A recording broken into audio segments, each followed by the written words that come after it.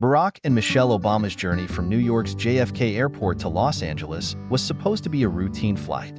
One of those moments where the world fades into the background, and the only thing that matters is the simple joy of travel. As former President and First Lady of the United States, they were used to public attention and the high-profile nature of their lives. But even so, they always appreciated the rare occasions when they could experience normalcy, away from the demands of politics and media scrutiny. That particular morning, however, something felt off from the moment they arrived at the airport. They were greeted by the usual array of security checks, the bustle of passengers, and the quiet hum of airport staff working diligently. As they made their way to the VIP lounge in preparation for their flight, they noticed a subtle, but unsettling, difference in how they were being treated. It wasn't overt, nothing that could be pointed out directly, but the slight unease in the air was palpable. As Barack and Michelle entered the lounge, they were acknowledged with the kind of formality typically reserved for high-profile figures. But the warmth they had come to expect from professionals who worked in these spaces was noticeably absent. Staff members who should have been offering smiles, greetings, and assistance appeared distracted, almost dismissive. Their questions about the amenities in the lounge went unanswered, or were met with short, terse responses. The attendants seemed eager to attend to other, non-African American passengers, but when it came to Barack and Michelle, there was an invisible barrier, a palpable reluctance to engage. At first, Michelle dismissed the feeling. She thought perhaps it was her imagination, or maybe it was just an off morning for the staff. After all, they had been through many airports during their public life, and they had encountered their fair share of awkward moments, especially during their time in the White House. Still, she couldn't shake the nagging sensation that something was wrong. Barack, always the calm one, suggested that they move forward, focus on the flight, and put any negative thoughts behind them.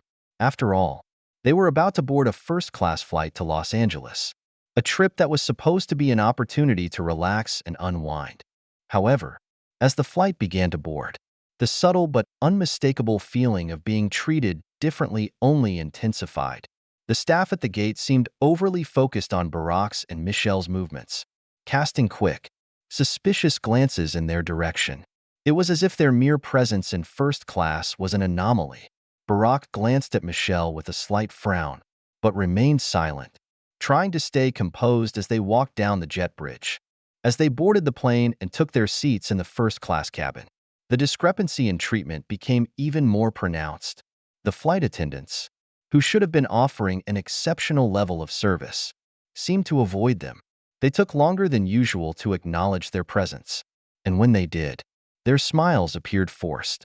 Michelle, who had always been used to being the center of attention, in a positive way, couldn't help but feel like an outsider in this setting. It wasn't just the flight attendants, it was the other passengers too. The glances from fellow first-class travelers, the whispers, the uncomfortable shifting in their seats as if they didn't belong. All of it felt wrong. Michelle tried to shake off the discomfort and focus on the positive. She turned to Barack, attempting to spark a conversation, but even that seemed stilted. Barack, always the optimist, responded in his usual calm manner. But Michelle noticed that even he was starting to pick up on the undercurrent of tension in the cabin. She could see it in his eyes, that flicker of realization that something more than just a bad mood was at play. It became clear the flight was not going to be the relaxing, peaceful experience they had hoped for. From the start of the journey to the moment they settled into their seats, they had been made to feel as if they didn't belong in this space, even though they had every right to be there. As the plane took off and the hum of the engines filled the cabin, the unease persisted. Michelle, who had often faced scrutiny and criticism in the public eye, was accustomed to navigating uncomfortable situations. But this felt different. This was a moment that would demand her to confront something far more insidious than simple discomfort. It was a reminder of the prejudices that still lingered, no matter how far they had come or how high they had climbed. Little did they know, this flight would turn into an ordeal that would challenge not only their sense of fairness and dignity, but also spark a confrontation with something far more systemic than the subtle tensions they were facing in the air.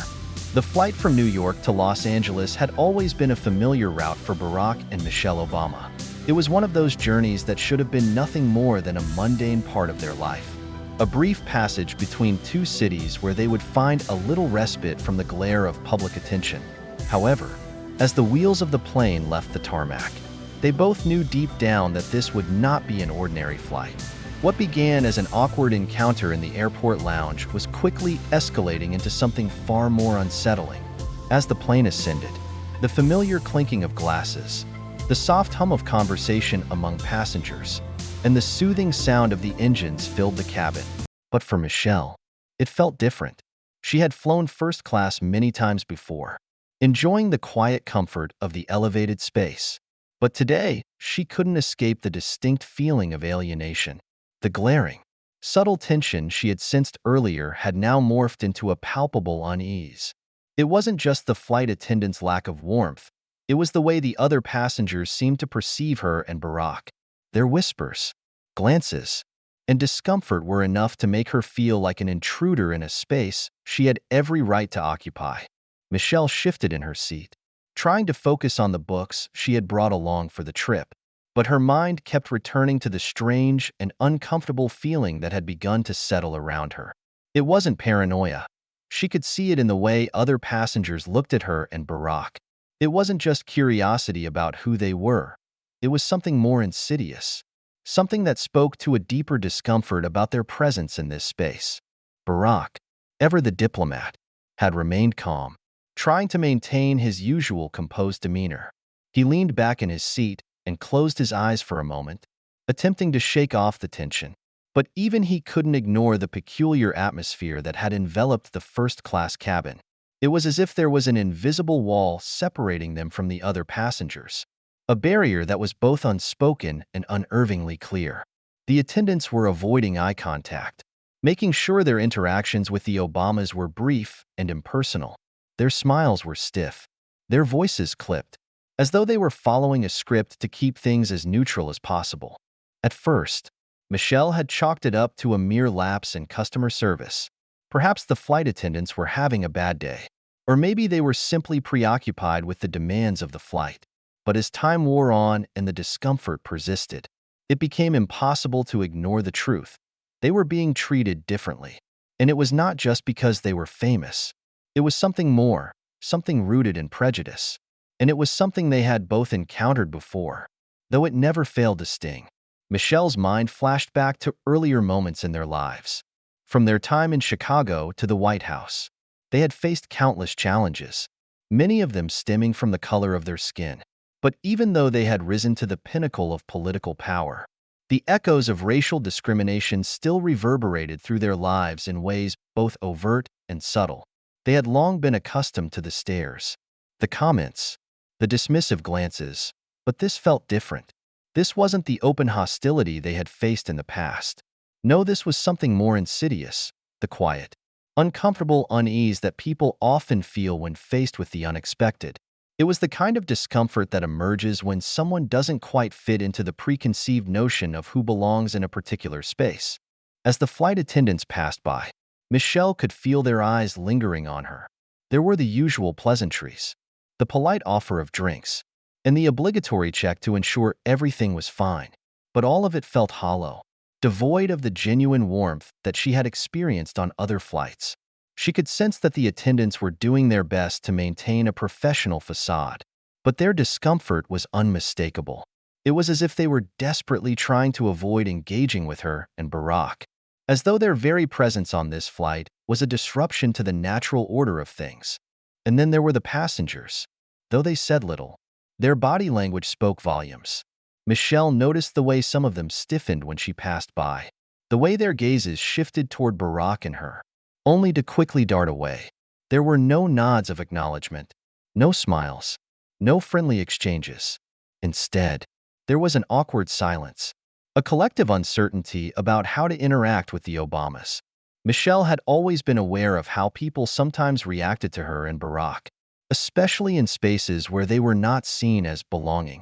But this was different. The looks she received weren't ones of admiration or recognition. They were ones of discomfort and wariness. as if their presence in the first-class cabin was a challenge to the unwritten social rules of the flight. Barack, ever the astute observer, sensed Michelle's growing unease. He had always been a calm and measured presence, but even he couldn't deny the sense of isolation they were both beginning to feel. Despite the external trappings of luxury and privilege, the spacious seats, the fine food, the champagne, there was no escaping the stark reality that, in the eyes of many, they were still seen as outsiders in a space that should have been welcoming. In an attempt to divert their attention, Barack turned to Michelle and suggested they talk about something lighthearted. They discussed their upcoming trip to Los Angeles, the people they would be meeting, and the work they hoped to accomplish. Yet, even as they engaged in their conversation, the nagging feeling of being watched, of being scrutinized, lingered. It was an unsettling awareness that they could never quite shake off, no matter how hard they tried to pretend everything was normal.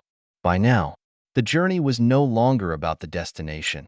It had become about navigating the uncomfortable, quiet discrimination that had somehow found its way into the plane. Michelle knew that this experience, while disheartening, was not unique. It was a reflection of the broader societal issue, an issue that had shaped their lives in ways both overt and covert. But as the plane cruised steadily toward Los Angeles, she couldn't help but wonder how many other Black travelers, how many other people of color, had faced similar moments of quiet exclusion, of being made to feel like they didn't belong in spaces where they had every right to be.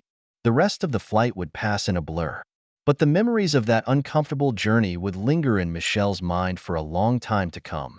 It was a reminder that, even in the most privileged of spaces, racial prejudice still had the power to make its presence felt.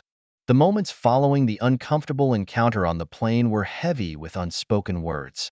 Michelle sat back in her seat, her fingers gently gripping the armrests. As her mind raced to process what had just transpired, despite her poise and composure, there was a deep, gnawing frustration growing within her. She had always prided herself on being able to navigate these situations with grace. But today, she felt a lingering sense of exhaustion, the kind that comes from constantly being placed in a position where she had to prove her worth, her presence, and her right to exist in spaces that should have been welcoming. Barack, sensing Michelle's discomfort, remained quiet for a moment, his eyes fixed on the seat in front of him. He had been through these types of experiences countless times before, both during his political career and in the years prior. But this time, it felt different. There was a sense of subtle, almost invisible, exclusion that left him questioning the place he and Michelle had worked so hard to reach in their careers and lives. In the years of public service, they had faced blatant discrimination, but this was the kind of silent prejudice that often went unnoticed by many. And yet its sting was just as sharp. For Barack, there was always an element of self-reflection in these moments. His reaction was not only about processing the personal discomfort, but also about thinking through the broader implications. The questions started to swirl in his mind. Why was this happening? What made these individuals uncomfortable with their presence in first class? Was it simply their race? Or did it also have something to do with their identities as public figures, as symbols of something larger than themselves? Barack had always understood that his and Michelle's public personas were complex, and as much as he had tried to downplay their celebrity status, they had never quite been able to escape the gaze of the world. They were constantly under the microscope, always visible, always scrutinized.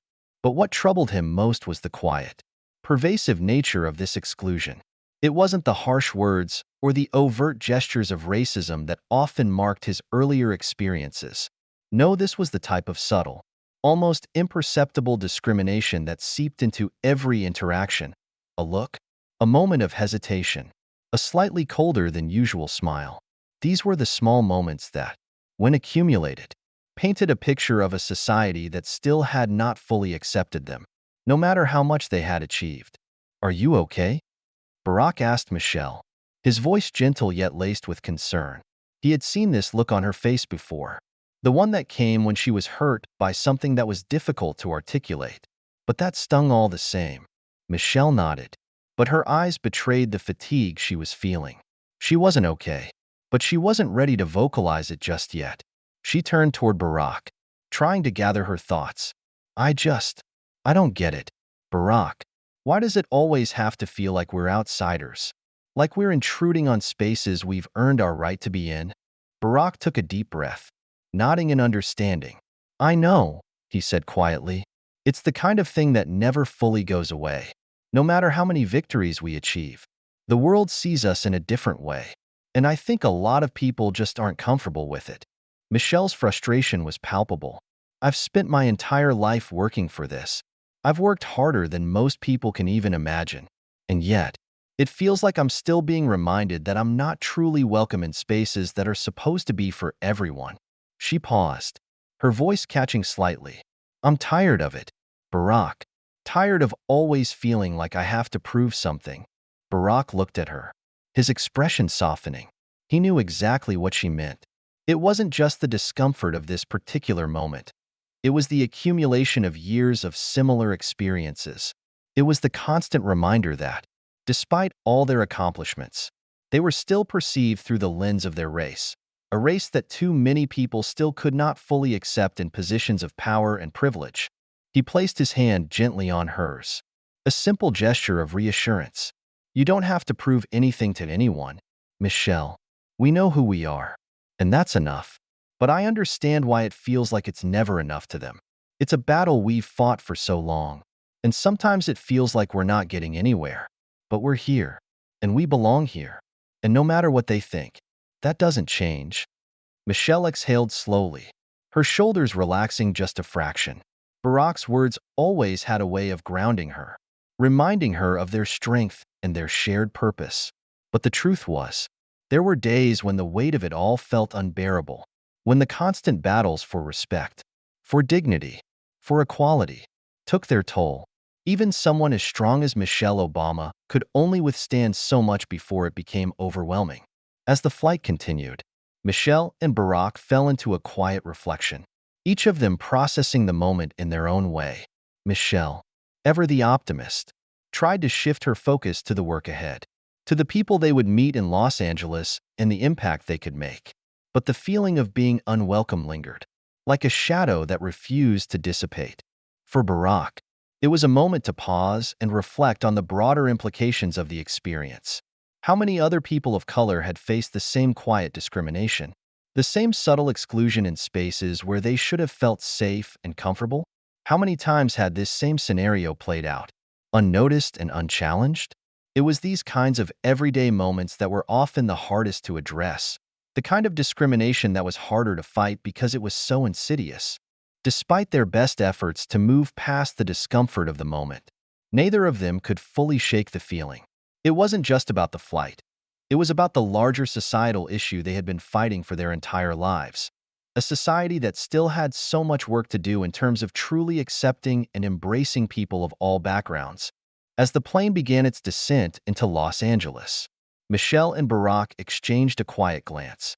They both knew that this moment, like so many others, was just another reminder of the world they were working to change. But they also knew that their fight wasn't over. The obstacles they faced on this flight, though painful, would only serve to fuel their determination to continue pushing for a more inclusive, more just world. The silence in the aftermath of their discomfort on the plane was punctuated by the steady hum of the aircraft, the rhythmic sound almost becoming a backdrop to their thoughts. For Michelle, it was clear that this moment wasn't just about the incident itself. It was about a recurring pattern she had come to recognize over the years.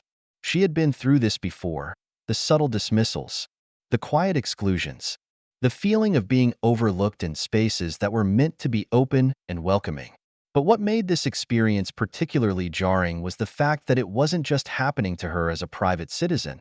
It was happening to her as the First Lady of the United States, someone who had fought tooth and nail to be where she was, someone who had represented not just her own family but an entire community. As the plane began its descent into Los Angeles, Michelle's mind raced through the potential ways she could address what had happened.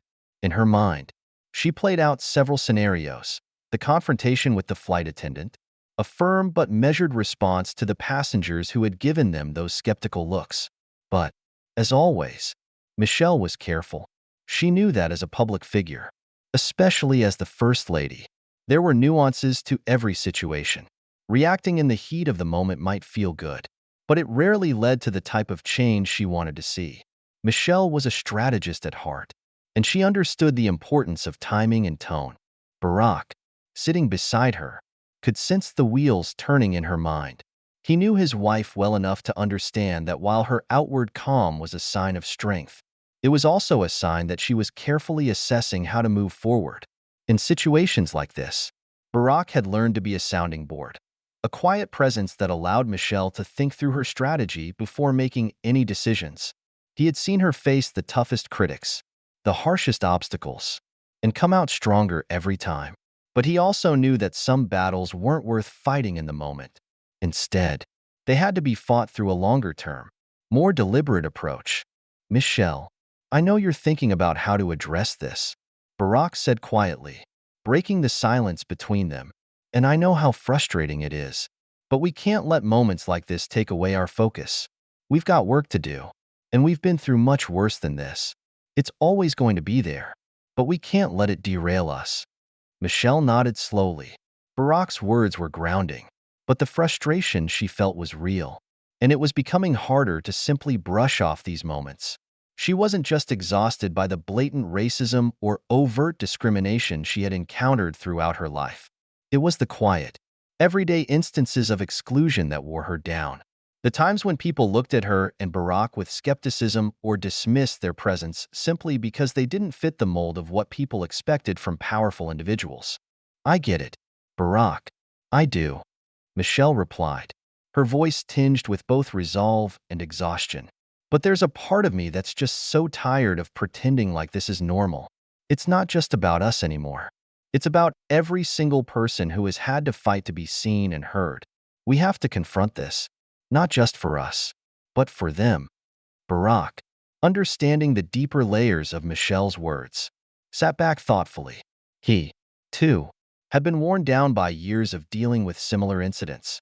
But like Michelle, he had learned the power of strategic action.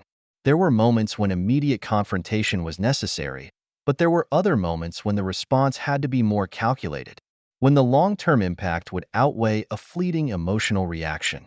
"We've built this platform, Michelle," Barack said, his voice firm but measured, "and we have to use it wisely. Confronting every instance of prejudice might feel good in the moment, but it's the sustained effort, the education, and the advocacy that will make real change. This is just one of many, but it's not going to define us. What defines us is what we do next, how we channel this frustration into something bigger." Michelle was silent for a moment, letting her husband's words sink in. She knew that Barack was right. They had always been about the long game. Over the years, they had both learned that progress wasn't always linear, and sometimes the smallest victories were the hardest to see. But it was these moments, these quiet battles, that truly defined their legacy. Their ability to stay composed and turn frustration into action had always been their strength. "I know, Barack," she said finally, her voice steady. "But sometimes, it just feels like the people who need to hear our message the most aren't listening. And I'm tired of feeling like we have to play by their rules, constantly bending and adjusting to make them comfortable with us." Barack reached over and squeezed Michelle's hand. "I hear you, Michelle. I really do. But remember, we're not doing this for them. We're doing this for everyone who's been made to feel like they don't belong. Our work, our platform, that's the real power we have. Let's use it to make change in ways that go beyond a single interaction." The plane touched down in Los Angeles, and Michelle and Barack stood together as they gathered their belongings. Though the discomfort of the flight still lingered, there was a quiet resolve in both of them. They knew that the path ahead would continue to present challenges, but it was how they responded to those challenges that would matter in the end. Michelle took a deep breath as they stepped into the terminal. "Let's make it count," she said with a determined smile. Barack nodded, his eyes meeting hers. "Always."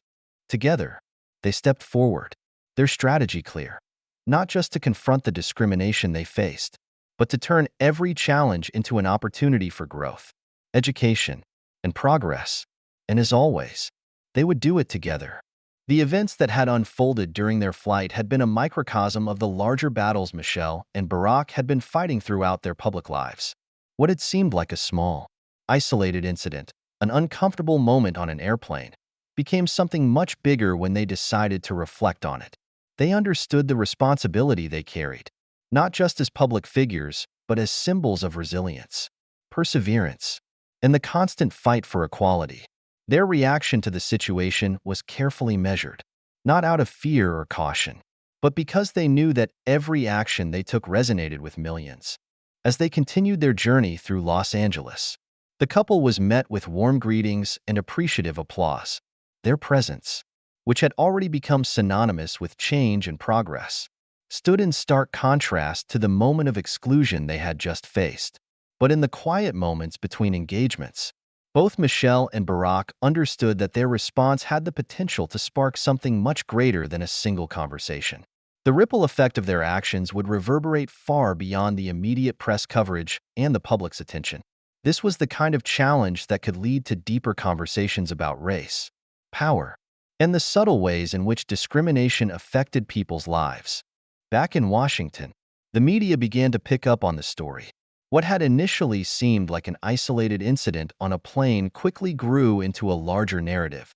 Reporters dug into Michelle and Barack's public lives, highlighting the countless times they had faced similar challenges and the ways in which they had consistently risen above them. Michelle's calm and dignified handling of the situation became a central talking point, with pundits and commentators praising her ability to navigate such adversity with grace and composure. But there were also voices questioning whether her decision to remain silent in the moment was the right one. Some argued that her restraint might have allowed those responsible for the incident to get away with their actions without facing consequences. However, Michelle's decision wasn't about letting anyone get away with anything. It was about using their platform to create real, lasting change. In the days following the flight, Michelle took to social media to speak directly to her supporters. She shared her thoughts on the incident, framed not as a personal grievance but as part of a much larger conversation about race and the everyday discrimination that people of color faced. Her post was poignant, direct, and full of the passion that had always defined her public persona. In it, she called on people to not only recognize these moments of exclusion, but to actively work to change the systems that allowed them to persist. She highlighted the importance of empathy, education, and the courage to speak out when confronted with injustice. Barack, too, addressed the incident, though in a more measured way. He used his platform to call for unity, reminding the public that progress would come not through division, but through collective effort. His words were powerful, resonating with both those who supported his family and those who disagreed with their politics. The couple's responses were strategic, but also deeply personal. They had never shied away from speaking their truth, and this moment was no different. The impact of their reactions to the flight incident was profound. Conversations about discrimination, particularly the subtle, everyday racism that people of color experienced, surged in the media. People from all walks of life began to share their own stories, recounting instances where they had faced similar discrimination. The hashtag everyday racism trended for days, with thousands of individuals offering their experiences and support for Michelle and Barack. The couple's words became a rallying cry for those who had been silenced, reminding the world that racial injustice wasn't just about grand acts of violence or hatred, but about the smaller, quieter moments that people often overlooked.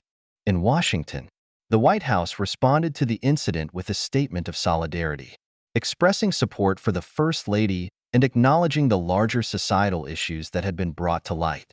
While this statement was largely symbolic, it sent a clear message that the administration stood behind Michelle's efforts to address racial inequality. Outside the corridors of power, the impact was felt on the ground. Activists, educators, and everyday citizens began organizing conversations, workshops, and community events to discuss the themes Michelle had raised. Local leaders pushed for more inclusive policies, and organizations that had long been working to address racial injustice were galvanized by the First Lady's words. Michelle and Barack were acutely aware that this was just one small step in a much larger battle. They knew that real change would take time, and that their actions would be judged not by the headlines, but by the tangible progress they helped to create. But they also knew that moments like these, where they chose to turn discomfort into opportunity, had the power to spark a broader societal shift. They had always believed that the best way to fight injustice was by leading with integrity and compassion, and in this instance, their strategy proved to be more than just a response to an uncomfortable situation. It was a catalyst for meaningful, lasting change. As they continued their journey, both personally and professionally, Michelle and Barack remained committed to the work that lay ahead. The plane incident was a reminder that despite their success, they were not immune to the challenges faced by many others. But it was also a reminder that their voices, their experiences, and their actions could be powerful tools in the ongoing fight for equality. They had always been guided by the belief that change was possible, and that each individual had the power to contribute to that change. In the face of adversity, they chose to stand tall, to confront the injustices that came their way, and to use their platform to inspire a more inclusive and equitable world for future generations.